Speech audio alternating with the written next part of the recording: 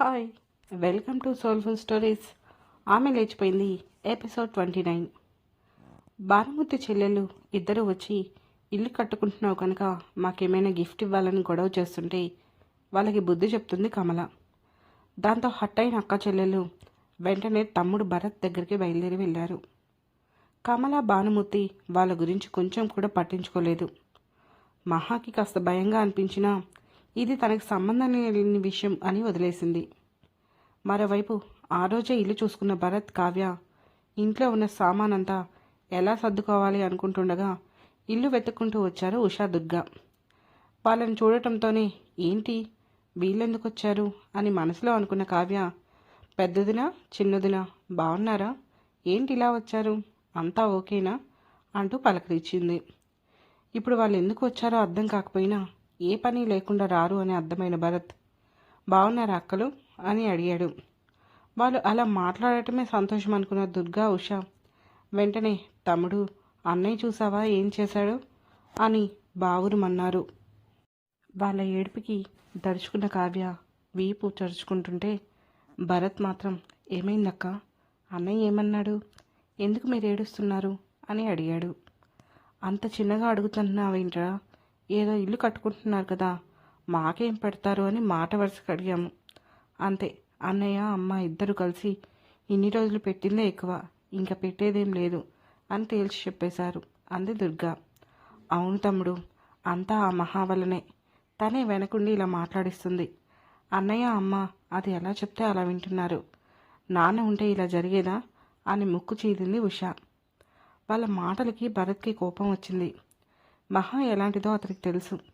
ఆ రోజు భార్య మీద ఉన్న గుడ్డి ప్రేమతో ఏదో ఆవేశంలో వదిన అలా అన్నాడు, కానీ మహా అంటే అతనికి నెగిటివ్ ఇంప్రెషన్ లేదు. కానీ తోబుట్టు నాన్నని గుర్తు చేసేసరికి కాస్త కూలయ్యాడు భరత్. అదే అదునుగా కావ్య అందుకుంటూ, అవును వదిన, మా అక్క కనపడదు కానీ చాలా చేస్తుంది. మీకు అసలు విషయం తెలియదు కదా, మేం కూడా అక్కడికి వెళ్ళటం లేదు. బావగారికి మీ తమ్ముడికి గొడవ అయింది. మా అక్క నన్ను కొట్టింది. అత్తయ్య గారు కూడా వాళ్ళకే సపోర్ట్ చేస్తున్నారు. 2 నెలల నుంచి మేము అక్కడికి వెళ్ళటం లేదు. ఇదంతా మా అక్కే చేసింది అని నాకు అనిపిస్తుంది అంది. ఆ మాట వినగానే ఇక అక్కడ తనకి మాట్లాడే అవకాశం లేదు అనుకున్న భరత్ ఇంట్లోని సామాన్ ప్యాక్ చేయడం మొదలుపెట్టాడు. సరే వదిన, దూరం నుంచి వచ్చారు, ఏమైనా వంట చేస్తాను అంది కావ్య. అవును కావ్య, చాలా ఆకలి అవుతుంది, వంట చెయ్యి. మా తమ్ముడు ఏదో చేస్తున్నాడేంటి అని అడిగింది. మేము ఇల్లు మారుతున్నాం వదిన, మీరు ఈరోజు రావడం మంచిదైంది. ఎలాగో వచ్చారు కనుక మారని ఇంట్లో పాలు పొంగించి వెళ్ళండి అంది కావ్య. ఆ మాటతో అవునా, మంచి సమయానికి వచ్చాము అని సంబరపడ్డారు అక్క చెల్లెళ్ళు. వదిన, సాయంత్రం మంచి ముహూర్తం ఉందంట, ఆ టైం వరకు మనం వెళ్ళిపోవాలి. నేను వంట చేస్తూ ఉంటాను, కానీ మీరు కాస్త మీ తమ్ముడితో కలిసి అన్నీ ప్యాక్ చేస్తారా అని అడిగింది కావ్య. అసలే పాలు పొంగించాలి, కొత్త చీర వస్తుంది అనే ఆనందంలో దాందేముంది, ఖచ్చితంగా హెల్ప్ చేస్తాము అంటూ తమ్ముడితో కలిసి హుషారుగా అన్నీ ప్యాక్ చేయటం మొదలుపెట్టారు అక్క చెల్లెలు. వంట మొదలుపెట్టిన కావ్య, అమ్మయ్య, మొత్తానికి ఇద్దరు పని చేయడానికి ఈజీగా దొరికారు అని హ్యాపీగా ఫీల్ అయింది. గంటలో ముగ్గురు కలిసి అన్నీ నీట్గా ప్యాక్ చేశారు. ఇంతలో ఆటో రావడంతో అన్నీ ఆటో ఎక్కిస్తుంటే ఆ గ్యాప్లోనే అక్క చెల్లెలకు అన్నం పెట్టింది కావ్య. ఆమె చేసిన వంట తిన్న వాళ్ళకి ఆ క్షణం మహా వాల్యూ గుర్తొచ్చింది. మహా ఉన్నంతలో చక్కగా వంట చేసి పెడుతుంది. కావ్య 2 టమాటాలతో 1/2 లీటర్ నీళ్లు పోసి పులుసు పెట్టింది. అది తినలేక తిప్పలు పడుతున్నారు అక్క చెల్లెళ్ళు. నిజానికి కావ్య కూడా చక్కగా వంట చేస్తుంది, కానీ వాళ్ళ కమ్మగా వండి పెడితే సందు దొరికినప్పుడల్లా వస్తూ ఉంటారు అని అలా చేసింది. ఏమనుకోకుండా వదినా, ఇంట్లో కూరలేమీ లేవు, ఎలాగో ఇల్లు మారుతున్నాం కదా అక్కడ కొనొచ్చు అని ఈరోజు కూరలేమీ కొనలేదు, అందుకే ఇంట్లో ఉన్న వాటితో వండాను అని నవ్వుతూ అంది కావ్య. ఆ మాటతో ఇబ్బందిగా నవ్వారు అక్క చెల్లి. మరదలు పెట్టిన ఫుడ్ తిన్న తర్వాత జీవితం మీద విరక్తి పుట్టిన అక్క చెల్లెళ్ళు పాలు పొంగిస్తే ఆమె పెట్టే పట్టుచీర కోసం అలానే కావ్య భరత్ వెంట మరో 2 ఇంటికి బయలుదేరారు. ఆ ఇంటి నుంచి వెళ్ళేటప్పుడు అజయ్, జయంతి కనిపిస్తారేమో అని చూసింది కావ్య, కానీ ఎవరూ కనిపించలేదు. దాంతో కాస్త సంతోషంగా కాస్త బాధగా అక్కడి నుంచి వెళ్ళిపోయింది. మరోవైపు కృష్ణ, ఏం చేస్తున్నారు, డే అంతా ఆ పేపర్లో అంతలా ఏముంటుంది, ఊరికే చదువుతున్నారు అని అడిగింది కాంచన. అన్నీ చదువుతాను, ప్రపంచమంతా నేనేం జరిగింది అనేది ఇందులో తెలుస్తుంది అని అన్నాడు కృష్ణ. పెద్ద గొప్పలే, దానివల్ల ఎవరికైనా ఉపయోగం ఉందా చెప్పండి. పండగ బుధవారం వస్తుంది. మా నాన్నగారు కనీసం వారం ముందైనా రమ్మని అన్నారు. అన్ని రోజులు అంటే కష్టం కదా, అందుకే శనివారం ఆఫీస్ అయ్యాక వెళ్దాము, గురువారం సాయంత్రంకి వచ్చేద్దాము, సో లీవ్కి అప్లై చేయండి అని అంది కాంచన. ఏంటి అన్ని రోజులా? అన్ని రోజులు నేను ఆఫీస్లో లేకుంటే నా వర్క్ ఎవరు చేస్తారు? మా ముకుందం అన్ని రోజులు లీవ్ ఇవ్వడు. ఎలాగో బుధవారం సెలవు కనుక మంగళవారం సాయంత్రం వెళ్ళి గురువారం సాయంత్రం వచ్చేద్దాం. ఓ రోజు ఆఫీస్ హాలిడే, మరో రోజు మనం పెట్టేద్దాం అన్నాడు కృష్ణ. ఏంటి 2 రోజులు మాత్రమేనా? అంతటి దానికి వెళ్ళటం ఎందుకు? ఎన్ని రోజులైంది మా ఇంటికి వెళ్ళి? 2 రోజులు ఉండి అప్పుడెప్పుడో వెళ్ళాం, మళ్ళీ ఇప్పుడే కదా నేను అడిగింది, ఒప్పుకోవచ్చు కదా అంది కాంచన. కుదరదు కాంచన, నేను ఆఫీస్కి వెళ్ళకుంటే ఆ వర్క్ అంతా వేరొకరి మీద పడుతుంది, వాళ్ళు ఇబ్బంది పడతారు. ఓ పని చేద్దాం, నేను శనివారం తీసుకువెళ్ళి అక్కడ వదిలి సోమవారం ఉదయం ఆఫీస్కి వస్తాను, మళ్ళీ మంగళవారం నీ దగ్గరికి వస్తాను అని అన్నాడు కృష్ణ. అంటే ఏంటి, మిమ్మల్ని వదిలి నేను పుట్టింట్లో ఒంటరిగా ఉండాలా? ఎలా కనపడుతున్నాను మీ కళ్ళకి? అయినా మీరు ఎందుకు రానంటున్నారో నాకు ఇప్పుడు అర్థమైంది. మీరు లేకుంటే ఆ వర్క్ మీ ప్రియమైన మహా చేయాలి, తనకి ఇబ్బంది ఎందుకు అనుకుంటున్నారు. అందున మీరు 4 రోజులు కనిపించకుంటే తను ఏమైపోవాలి అని కోపంతో ఊగిపోతూ అంది కాంచన. ఆమె ఎటు నుంచి ఎటు తిప్పిందో అర్థమైన కృష్ణ వర్కై చూస్తూ, మీ లేడీస్ ఏంటే సమస్యను చాలా డీప్గా థింక్ చేస్తారు. నువ్వు ఇలా ఆమెతో నన్ను అనుమానించడం మానేవా? తప్పు కాదు అని అన్నాడు కృష్ణ. తప్పులేదు, కానీ లీవ్ పెడుతున్నావా లేదా అని అడిగింది కాంచన. నువ్వు ఇలా ముందర కాళ్ళకు బంధం వేస్తే లీవ్ పెట్టక చేస్తానా? అలాగే పెడతాను అని మళ్ళీ పేపర్ చదవటం కొనసాగించాడు కృష్ణ. తనకు కావాల్సింది నెగ్గించుకున్న కాంచన హ్యాపీగా పుట్టింటికి వెళ్ళటానికి ప్రిపేర్ అవ్వడం మొదలుపెట్టింది. మరోవైపు ఆడపడుచులతో ఇల్లంతా సర్దించింది కావ్య.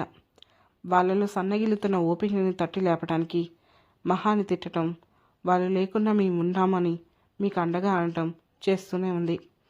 పనంతా అయ్యాక ఫ్రెష్ అయ్యి పాలు పొంగించే సమయానికి ఇంటి ఓనర్ వచ్చి, మీరు ఇలాంటివి చేయొద్దు, మేము క్రిస్టియన్స్, మా ఇంట్లో ఇలాంటివి చేస్తే మేము ఒప్పుకోము అని అన్నది. ఆ మాట విన్న దుర్గా, అదేంటండి, క్రిస్టియన్స్ అయినంత మాత్రాన ఇంట్లో పాలు పొంగించడం తప్పంటే ఎలా? మా ఊరిలో మీ వాళ్ళు కూడా ఇలా చేస్తారు అని అంది. మీ ఊరిలో చేస్తారేమో, మా ఊరిలో చేయరు. అలా చేసేలా ఉంటే ఇప్పుడే ఇక్కడి నుంచి వెళ్ళిపోండి. మీరు దేవుడి ఫొటోస్ పెట్టుకుంటే పెట్టుకున్నారు, కానీ పూజలంటూ ధూపాలు వేసి నైవేద్యాలు పెట్టద్దు అని అక్కడి నుంచి వెళ్ళిపోయింది ఓనరమ్మ. ఆ మాటతో ఊసూరుమన్నారు ఆ అక్క చెల్లెలు. అది చూసిన కావ్య తనలో తాను నవ్వుకుంది. నిజానికి ఆ విషయం ఓనర్ భరత్కి చెప్పటం, అతను కావ్యకి చెప్పటం జరిగిపోయింది. కానీ ఆడపడుచులతో పని చేయించడానికి కావ్య అలా చేసింది. భార్య కష్టపడటం ఇష్టం లేని భరత్ అడ్డు మాట్లాడలేదు. దాంతో దుర్గా ఉష ఆ పూటకి అక్కడే ఉండి మరుసటి రోజు ఉదయం బయలుదేరుతుండగా భరత్ ఆఫీస్కి వెళ్తుంటే, అరే తమ్ముడు, మాకు ఊరు వెళ్ళటానికి ఛార్జీలు డబ్బులు ఇవ్వవా అని అడిగింది. ఆ మాటతో, అదేంటక్క, ఛార్జీలకి డబ్బులు లేకుండా వచ్చారా అని అడిగాడు భరత్. నిజానికి వాళ్ళ దగ్గర కరెక్ట్గా ఛార్జీకి డబ్బులు ఉన్నాయి, కానీ ఆడపిల్లలకి అదో ఆనందం, పుట్టింట్లో డబ్బులు వసూలు చేసుకోవాలని ఇంట్రెస్ట్, అది కూడా స్వతంత్రంగా.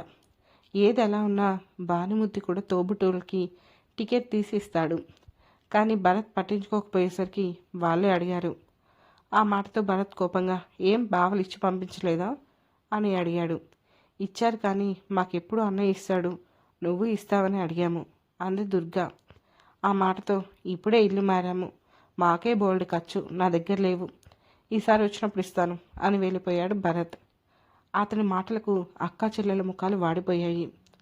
అది చూసిన కావ్య లేని నవ్వు తెచ్చుకొని, అయ్యో వదినా, మీరు అలా అయిపోకండి, ఇప్పుడు నిజంగా మా దగ్గర డబ్బు లేవు, ఉంటే ఆయన అలా అంటారా, రండి బొట్టు తీసుకుని వెళ్దరు అంటూ ఇద్దరికి బొట్టు పెట్టి ఇక వెళ్ళమని చెప్పకనే చెప్పింది. దాంతో అక్క చెల్లెలు కాళ్ళు ఇచ్చుకుంటూ మొగుళ్ళ దగ్గరికి ప్రయాణమయ్యారు. మరోవైపు ఓ రోజు ముకుందం ఆఫీస్కి రాలేదు. దాంతో ఏదో వర్క్ విషయమై కృష్ణ దగ్గరికి వెళ్ళి అడిగింది మహా. ఈ మధ్య చిన్న చిన్న వర్క్స్ కోసం ఆమె అప్పుడప్పుడు కృష్ణతో మాట్లాడుతుంది. ఆమెను చూసిన కృష్ణ, ఏంటి మహా అని అడగటంతో వెంటనే అతని ముందు ఫైల్ పెట్టి ఒకసారి ఇది చూడండి కృష్ణ గారు, ఇందులో మిస్టేక్స్ ఉన్నాయి అని అంది మహా. ఎక్కడ అంటూ ఆ ఫైల్ చూస్తున్నాడు కృష్ణ. దాంతో ఆమె అతనికి కాస్త దగ్గరగా జరిగి ఫైల్లో కొన్ని మిస్టేక్స్ చూపిస్తూ అతనికి దగ్గరగా వచ్చేసింది. సరిగా అదే సమయంలో కాంచన ఆఫీస్కి వచ్చింది. ఆమెను చూసిన కొందరు షాక్ అయితే మరికొందరు మాత్రం మరోసారి ఏదో సినిమా రిలీజ్ అవుతుంది, ఫ్రీగా చూడొచ్చు అని హ్యాపీగా ఫీల్ అయ్యారు. ఆ మిస్టేక్స్ అని చూపిస్తూ ఆమెకు తెలియకుండా అతనికి ఇంకాస్త దగ్గరగా జరిగింది మహా. ఇంతలో విసవిస అక్కడికి వచ్చిన కాంచన, నిన్ను నా మొగుడికి దూరంగా ఉండమని చెప్పాను కదా, ఎందుకు మళ్ళీ ఆయనతో మాట్లాడుతున్నావు? ఏం పోయినసారి ఇచ్చిన వార్నింగ్ సరిపోలేదా? సంవత్సరం అయ్యేసరికి మర్చిపోయావా అని అడిగింది. ఆ మాటకి షాక్ అయిన మహా వెంటనే తేరుకొని, ఇది ఆఫీస్, అవసరం ఉన్నప్పుడు ఒకరితో ఒకరు మాట్లాడే రైట్ ఉంది అని అంతే విసుగ్గా అంది. ఏంటి మాటలు వేస్తున్నాయి? ఆ రోజు కుక్కిన పెయిన్లా ఏడుస్తూ నొప్పులు లేకుండా డెలివరీ అయ్యావు, ఈరోజు పొగరు పెరిగింది, ఎవరిని చూసుకొని ఈ పొగరు అంటూ ఓరగా భర్తను చూస్తూ అడిగింది కాంచన. ప్లీజ్ కాంచన, ఇక్కడ అనవసరంగా ఇష్యూ చేయకు. ఆల్రెడీ సార్ మరొకసారి ఇలా ఇష్యూ అయితే ఎవరో ఒకరు జాబ్ మానేసి వెళ్ళాలి అని ఖచ్చితంగా చెప్పారు. ఇక నువ్వు అనుకున్నట్లు ఏమీ లేదు. తను డౌట్ ఉంటే వచ్చి అడుగుతుంది, నేను ఆన్సర్ చెప్తున్నాను అంతే, అంతకుమించి ఏమీ లేదు అని అన్నాడు కృష్ణ. అతని మాటలకు అడ్డు తగులుతూ, ఆహాహాహా, ఎంత బాగా కవర్ చేస్తున్నారు. ఆమె గారికి డౌట్ వస్తే మిమ్మల్ని మాత్రమే అడగాలా? ఇక్కడ ఎంతమంది ఎంప్లాయీస్ ఉన్నారు? అదిగో అక్కడ లేడీస్ కూడా ఉన్నారు, వాళ్ళనైనా అడగచ్చు కదా. ఏ మీరే అంత స్పెషలా ఏంటి? మీరే అంత తోపా తురుమా? మీరే క్లియర్ చేస్తారా? ఆమెకైనా అందరికీ మీరే క్లియర్ చేస్తారా అని తగులుకుంది కాంచన. ఆ మాటలన్నీ వింటున్న కృష్ణకి విసుగ్గా ఉంది. అప్పటికే చుట్టూ అంతా వర్క్ మానేసి జరుగుతున్న సినిమాను చూస్తున్నారు. మీరు చాలా ఎక్కువగా మాట్లాడుతున్నారు కాంచన గారు, ఇది ఆఫీస్ టైము. ఆఫీస్ టైంలో బయట వాళ్ళు ఇలా వచ్చి గొడవ చేయడం కరెక్ట్ కాదు. లంచ్ టైంలో మీ హస్బెండ్ బయటకు వస్తారు, అప్పుడు కావాల్సినంత గొడవ చేసుకోండి, ఇప్పుడైతే బయటికి వెళ్ళండి అని కోపంగా అంది మహా. ఓహోహోహో, నేను బయటికి వెళ్తే నా మొగుడితో నువ్వు కురుకుదామని అనుకుంటున్నావా అని అంది కాంచన. నోటికి ఎంత వస్తే అంత మాట్లాడక కాంచన, తను నాకు సిస్టర్తో సమానం, ఆ విషయం నీకు ఆల్రెడీ నేను చెప్పాను అన్నాడు కృష్ణ. నిన్నంటే అది మాట్లాడుతుంది, దాన్నంటే నువ్వు మాట్లాడుతున్నావు. సిస్టర్తో సమానమైతే పోయిన రాఖీకి రాఖీ కట్టించుకోకపోయావా? ఎలాగో నీకెవ్వరు లేరు కదా, అనాథవి. ఈ చెల్లెలు వచ్చి రాఖీ కట్టేది కదా, అప్పుడు నేను మిమ్మల్ని అవమానించకుండా 1000 రూపాయల పట్టుచీర పసుపు కుంకుమ ఇచ్చి ఉండేదాన్ని. కానీ మీరు అలా చేయలేదు. ఇప్పుడు మాత్రం అనుమానించకుండా అస్సలు ఉండలేను.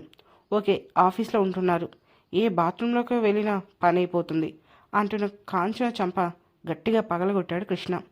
సరిగా అదే సమయంలో ఇల్లు రిజిస్ట్రేషన్ కోసం అప్లై చేయడానికి మహాన్ తీసుకుని వెళ్ళాలని ఆఫీస్లోకి ఎంటర్ అయ్యాడు భానుమూర్తి. అతన్ని ఎవరూ గమనించలేదు. కృష్ణ అలా కాంచనను కొట్టడం ఎవరూ ఊహించలేదు. మహా కూడా షాక్తో నోరు మూసుకుంది. అంతమంది ముందు కొట్టడంతో కాంచనలో ఉక్రోషం పెరిగిపోయి, నువ్వు నన్నే కొడతావా? అది కూడా ఇంతమంది ముందు కొడతావా? నువ్వెంత, నీ బతికెంత? నేనే కనుక నిన్ను పెళ్లి చేసుకోకుంటే కేర్ ఆఫ్ ప్లాట్ఫామ్ గడివి, నన్ను దీనికోసం కొడతావా అని అంటున్న ఆమె మాటలకు అడ్డొస్తూ, నువ్వు ఇంకొక మాట మాట్లాడినా ఇక్కడే చంపేస్తాను కాంచన. ఇది ఆఫీస్ అనుకుంటున్నావా? ఏమనుకుంటున్నావు? కేవలం నీ అనుమానంతో నన్ను అవమానాలు పాలు చేస్తున్నావు. అప్పుడు చెప్పాను, ఇప్పటికీ చెప్తున్నాను, తను నా తోబుట్టుతో సమానం. నువ్వు నమ్మితే నమ్ము, లేకుంటే లేదు. అంతేకాని నన్ను ఇరిటేట్ చేయకు. మర్యాదగా ఇక్కడి నుంచి వెళ్ళిపో అని అన్నాడు కృష్ణ. ఏ, నేను వెళ్ళిపోతే నువ్వు దీన్ని ఓదార్చాలా? నీ సంగతి ఇలా కాదు, మా నాన్నకి అన్నయ్యలకి చెప్తాను, వాళ్ళే నీ అంతూ దీనంతూ చూస్తారు. చూడు, నువ్వు నా మొగుడిని తగులుకొని చాలా తప్పు చేశావు. నిన్ను నీ కుటుంబాన్ని నామరూపాలు లేకుండా చేస్తాను.